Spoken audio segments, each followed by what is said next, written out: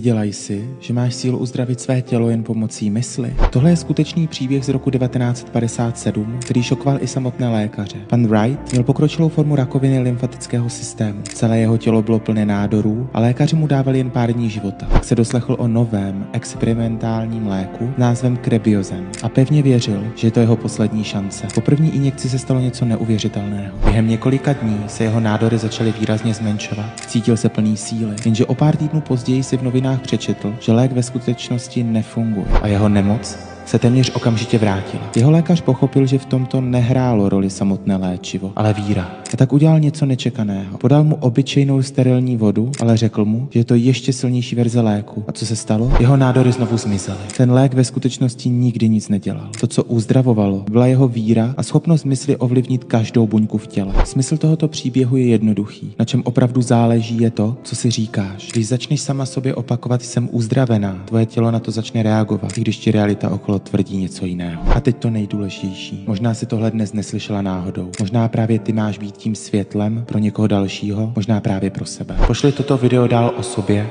která dnes potřebuje slyšet, že uzdravení je možné. Někdy jedno jediné slovo změní celý život. Můžeš to poslat i sama sobě.